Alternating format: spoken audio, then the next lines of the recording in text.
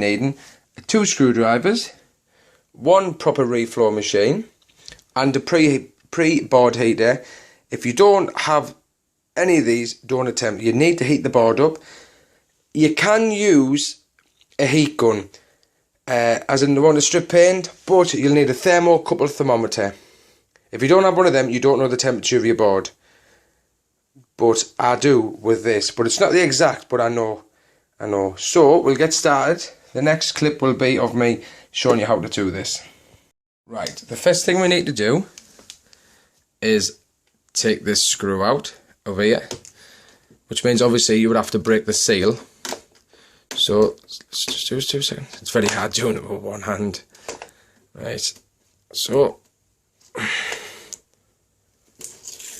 right, take this little rubber mounting out, and you'll see there'll be a screw in there. It's a Torx. I'm not sure with the size, but it looks like that. It's got a hole in it. So you just simply put it in there, then take it out, take your lid off, place that somewhere. Then you'll see you've got all of these screws. It's up to you. The big ones go there, there, there, and there's only one small one there. So I'll take these out and I'll show you them. Right, the next stage will be just to pull the lid off. Be very careful, because you don't know if anyone's been, in. It looks like they have. Oof. Wow, the good thing about these drives is you don't need to replace the PCB. Simply get another drive like this, put the ribbon cable in there, job's a good one. There's no need to replace the lasers, you can just literally buy the drive, right? So I'm not worried about this at the moment. Someone's already been in here, probably kids. So, just need to disconnect this cable here. Be very careful, because sometimes you can pull them off the board and they're a nightmare to solder. See, they put sellotape on, because it's obviously broke this little lip off here. I'll sort that. So obviously that drive didn't work. You know, if you don't know what you're doing, don't do it. That's my motto. That's absolutely knackered. You see, broke the lip off. See there, see if I can zoom in. Broke the lip off. And see, that's not a problem. Is you can use tape again, obviously, or you can pull it off an old motherboard, because it's just pull off. So that's what I'll be doing. So we've got, if you want to separate these screws, so I'll just show you this screw first. I've lost my screwdriver. I'll find my screwdriver and I'll be back. Guess where my screwdriver was? In my pocket. Right. So, looks like they haven't even put any of the screws back in. So, this is what happens when you buy and sell them. People's been trying to mess about them. See, this screw, it's got thread, very, very thin thread, so you know that's going into metal. The other ones with long thread go into the plastic. They go into here. Right? So, just take all the screws out, including that one. These are the tutorials how to take it apart, and I can show you how to reflow it. So, I'll be back to you once I've took everything out, and I'll show you what it looks like. Right, we are back. The next thing we need to take off are these.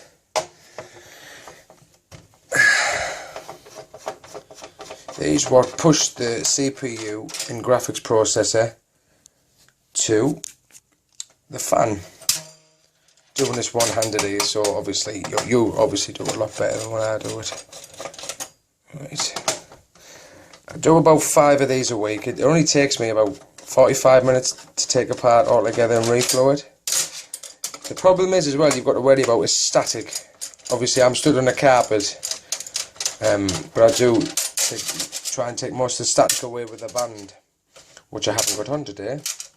So if you can, static is a major issue, causes short circuits a lot.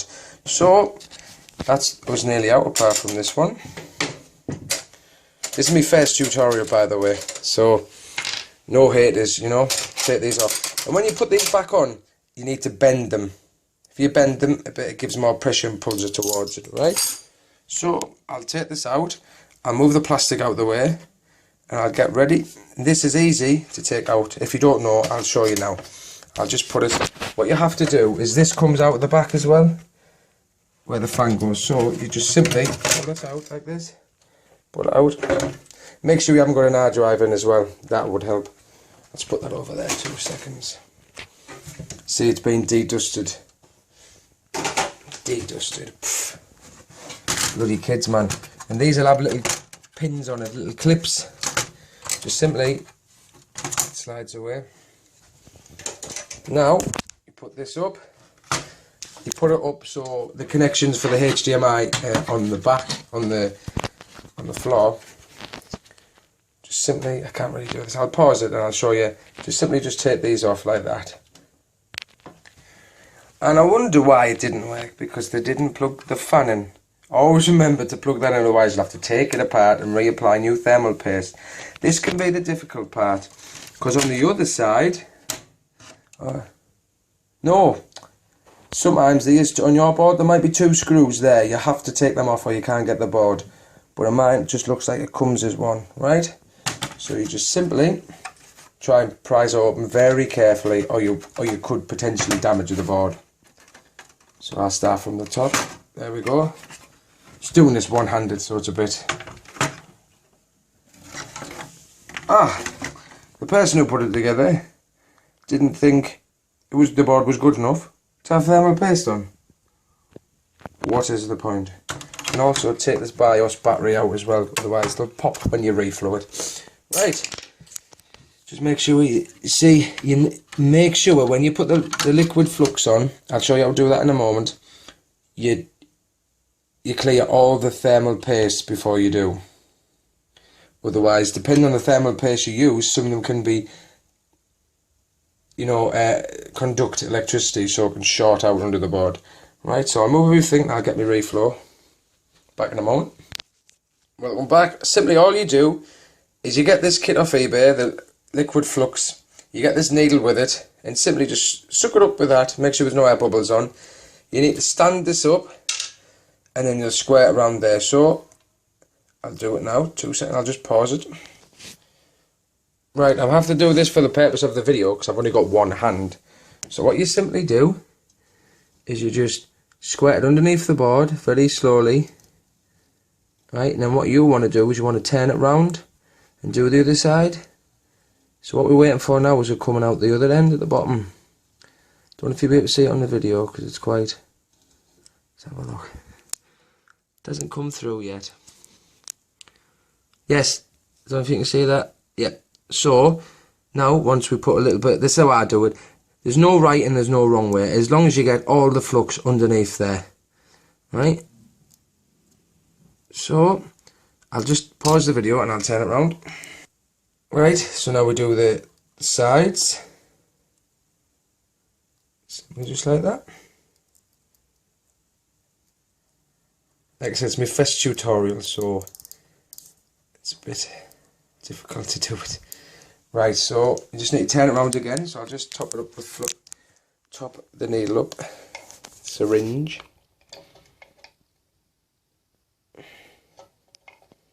It's very hard doing it with one hand.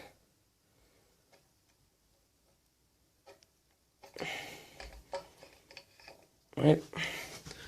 So, and you never see anybody do this on videos. You always tell them to use any type of flux. No, you need to use, this is a residue free, so basically with it being alcohol you don't actually need to clean it. Right, see how it's running all the way through the processor there, stripping onto the heater. So what you do is you clean this off. Now I'm going to preheat the board once I take the flux off. And also you want to do this, just make sure you get it all everywhere. Right, so I'm going to preheat the board and I'll be back. Right, we are back.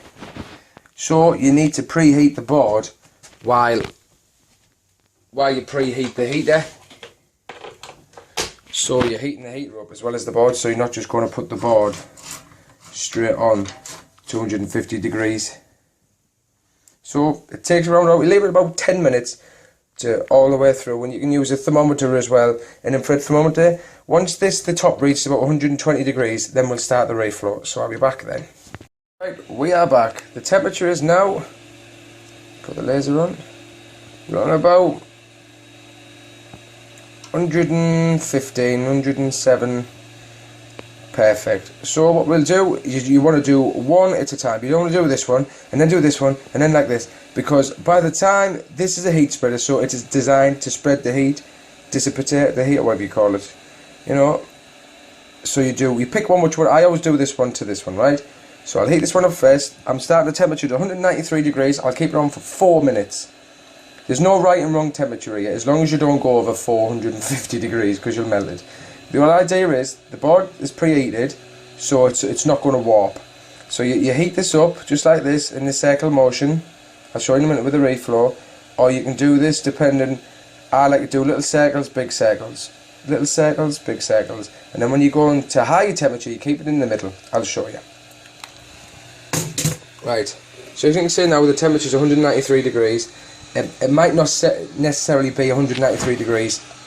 It's 193 degrees at the nozzle, but not coming out. So, simply keep it a distance away for now. Whatever you do, do not touch the processor, otherwise it could cause a static shock. So, I don't, unless you want to watch, yeah, well, you watch how I do it. The 4 minutes. Just a bit difficult with like one hand. So basically all you're doing is you're heating this processor up very slowly. That's why I don't advise you using the heat gun, the paint strip, because it goes straight to 450 degrees. Low settings around about 200, which won't be enough to melt the lead, the solder balls underneath. Or if it does, you see many videos where they don't use a preheated. To be honest with you, I think that is absolutely stupid. You need to heat the board up. It does prevent it from flexing, because if you warp the board, end of story. I have warped a couple of them, you know, when you're first starting to learn to do it. So we'll just concentrate. Big circles, little circles, big circles, little circles. Obviously this is done on a budget. You can get reflow machines that cost you 600 quid, but this does exactly the same. It's got a preheater and it's got a reflow machine at the top. I've never had a problem. Never had a problem with any of my PS3s, and I test them for 3 days constant. Literally, I just leave them on, loading a game. So I want to test the hard drives, because constantly trying to load the game. Test the DVD, Blu-ray, and also test the processors. Right. So now, in a minute, it's going to up the temperature.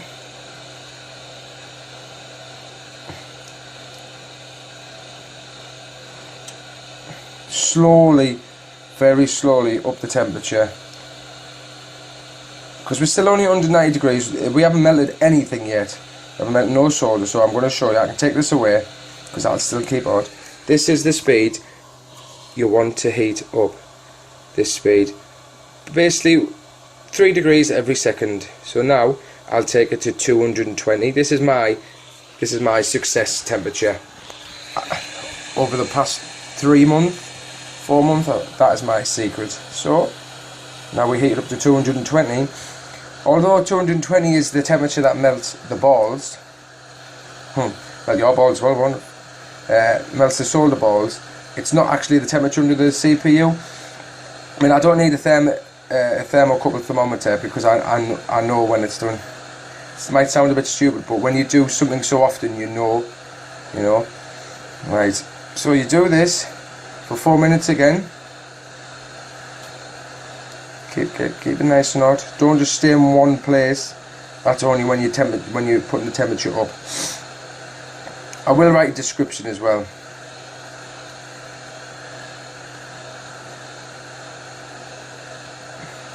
And I'll also show you working. Also, I'm doing another tutorial of flashing with an E3 flasher, downgrading. So that'll be another one to watch on the slims. You can do it on the fats, but it's very unlikely that you're going to get in there, because they are NAND. All of the ones with near enough I've come across with YOLD, YLOD, whatever you call it, has got his NAND. So, right. So,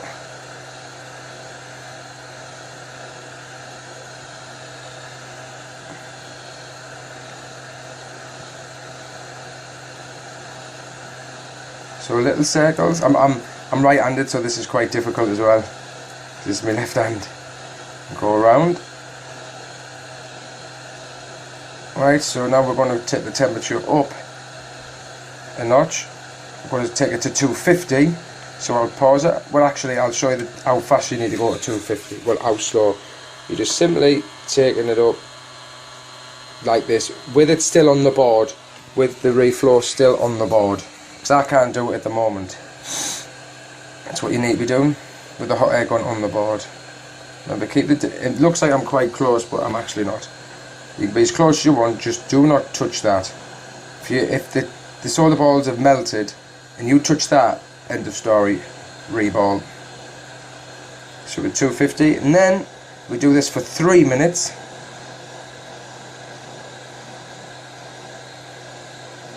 We go all the way up to a temperature of 390 degrees. I don't go over that. I'll show you this working as well.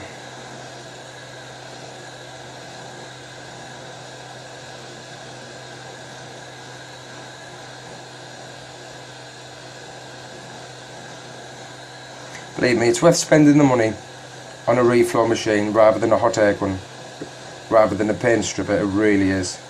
The whole idea of it is you can control the temperature that comes out. So I don't want to make this video too long. So I'll do this for 3 minutes. I'm going to pause it. I don't really want to keep moving the hot air gun away from it, letting it cool down. So I'm going to up the temperature once more. I'll just pause it. Right, now we're at 295. You do this for 2 minutes. Remember, when you up on the temperature, keep it in the middle, or if you can keep moving it and multitask, because not many people can multitask. I can, check me out there. Video and reflowing. There'll be many people saying, oh, you're doing it the wrong way, bullshit, bullshit. If they knew how to do it, they wouldn't be watching the fucking video, would they? That's how I say it. Excuse me, French. Right. Do this for 2 minutes. And then we go to 320. The whole idea is just slowly heating it up to temperature. You don't want to whack it straight to 390 degrees because you'll damage something. You'll either warp the board. Remember, when you're setting it on the heat plate, make sure it's level, because this is level now anyway. That's why I use that little griddle. Make sure the griddle doesn't touch anything, any RAM chips or anything underneath. That's why I've got them 4 little wooden bits.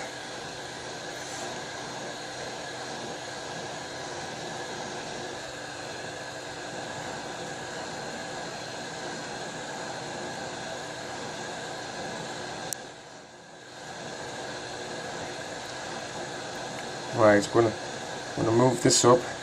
I'm showing you for the purpose of the video, because normally, obviously, you'll do it with 2 hands and you'll put the temperature up while still doing this. Because, like I said, you don't really want to focus on one portion of the chip. So we'll move it up now, and well, in a minute. Move it up to 320, 323, and then when we go all the way to 395, you've got to bring it down very slowly. So I won't be able to video doing that, but I can show you how slow you have to bring it down, and then from there you take it down. What you've just done, you just do vice versa. So from 395 you do 355, 320, and then vice versa, you know, all the way down to the starting temperature, which is 200 degrees. Then you'll turn the board off once you've completed both of them. Leave the board on. So you just do exactly the same for the for the processor. So I think the video recording is going to run out very shortly. So you'll do this one for a minute. Right, so basically you're still on the chip. This out, you need to do it very slowly. So I can do a faster 355. And then we do it to 395. So I'll come back.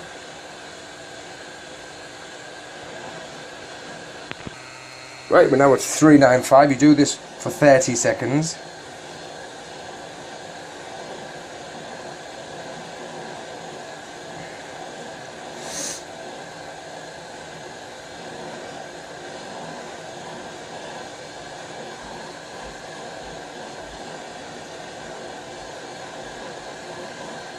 Right, so for instance we're back at 395. I had to do that, otherwise if I did it too quick or too slow, you could actually damage the processor. This is the speed you want to go down when you're 395, just like this. Otherwise you could thermically shock the CPU or the GPU. You stay at 55, 355, couple of seconds, go down.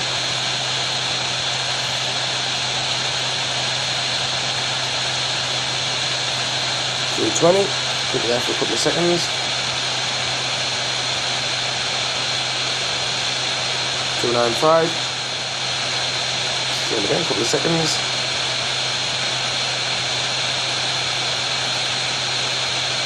255, 250, and then 220.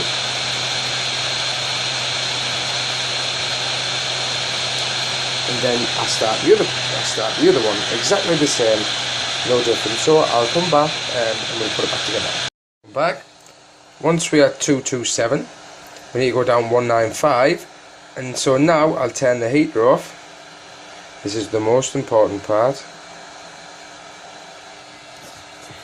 Right, 2 seconds. I'll just go down 195 very slowly. Right, turn the heater off. Right, so I've now just turned the heater off. I'll turn the reflow machine off. Move it away because it still can vibrate.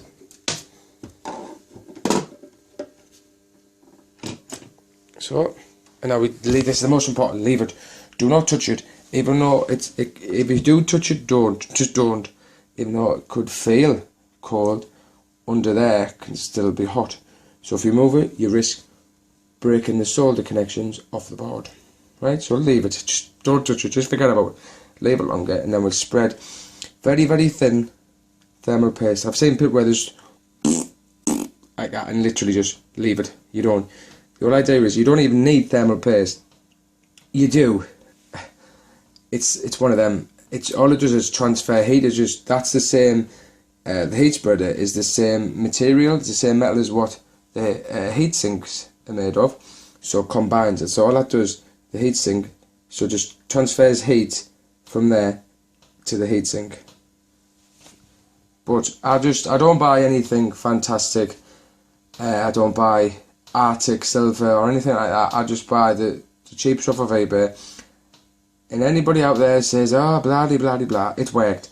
I've sold 50, 60, 70 consoles, never had one back. Past half an hour now, so we'll just simply put thermal paste on.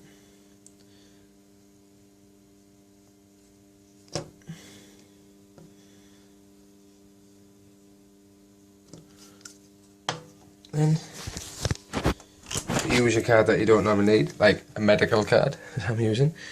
Just very, very thinly. Doesn't need to be thick. You don't want it too thick or it'll overflow and it'll go underneath the processor itself. Nice and flat like that. You might need to turn it around if you don't know how you do it very often. Right. Nice and flat. Same again. Just very thinly. If you've got good thermal paste, it'll spread very easily. So.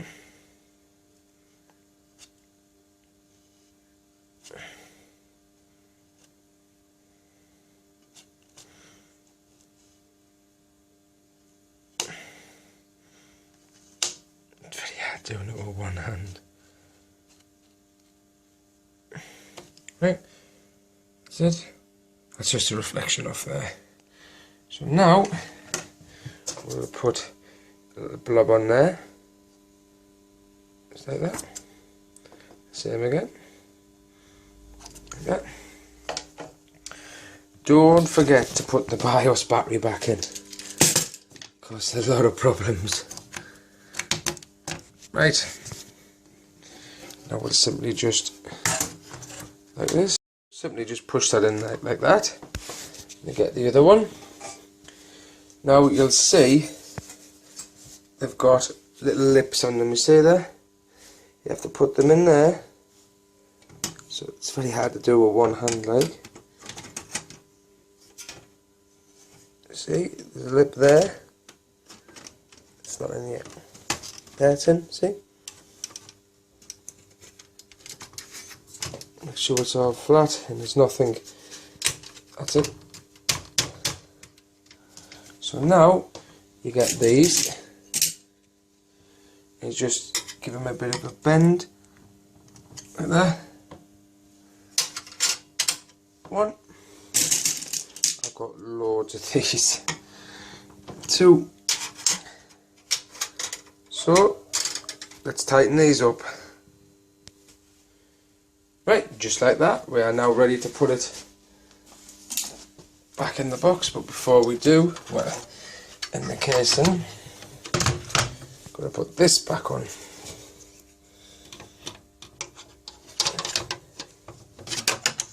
It's a difficult one-handed.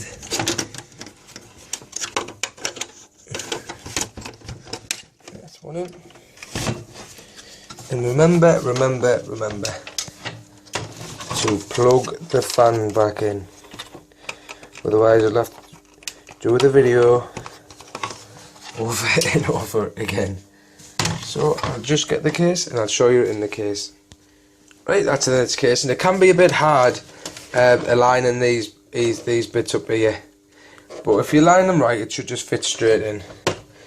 Remember I said they've got no screws? Well, I've got loads of them because I take them to bits every day. So these are the ones you need for on the sides. There go here, here, here, there, there, there, and you've got a little thin one there, and I'll show you which ones they are. There are them. See, it all depends on the different models. They're them. One goes on this model, one goes there, and one goes there. Right, so I'll put these in. And also, don't forget, you've got that long one, which goes in that corner there. So I'll put all my screws back in, and I'll be back in a minute. Right, I do apologise for doing this in stages. I've just got one hand. I've got nobody else to help me. So, once you put these in, these screws there, it's time to put the power pack on. So it always goes this way. Connect this part in first, as you can see. Make sure you're not jamming any wires behind the back, and just simply just plug the power cord back in. Yeah, make sure you're not daft enough and leave it plugged in and leave it turned on. Simply just goes that one. See, some of the boards are different.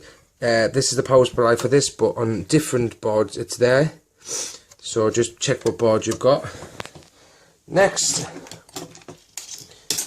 I had to find this part. I think it's the Wi-Fi, and that's just a standard screw. So then we've got this one, and I think that's to do with the controllers. I'm not 100% sure, so don't quote me on that. So this is how I do it. To put this in, you just lift this little lip up, put that in. I'm doing it one-handed again. And then once it's in, just push that down. Push that down. Then that lip goes on that one. I'll just push this. I'll just put it together, and I'll be back. and the screws. The screws for them are the ones, these ones, with no thread on them. So I'll do this and I'll be back. Right, so the next thing we're going to do is plug the Wi-Fi in, which is this little connector here. It's quite difficult to do. Actually, don't force, if it doesn't want to go in, don't force it, because you'll bend the little pin inside.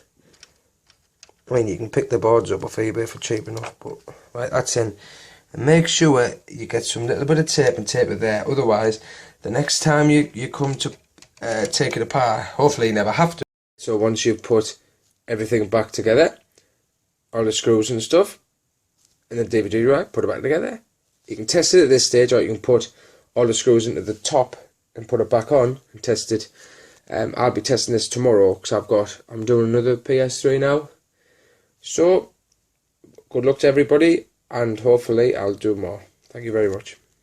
And I also forgot, will you leave me some comments as well, please? Don't be a dick. Don't think you fucking know everything. End of the day, I put a video on to help people. You know, this always works for me. It's never really failed.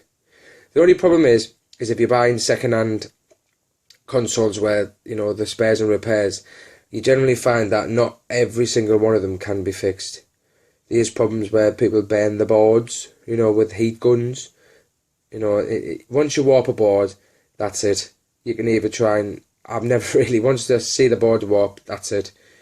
You know, but like I said, leave me feedback and subscribe, and hopefully I'll put more videos on. Thank you very much.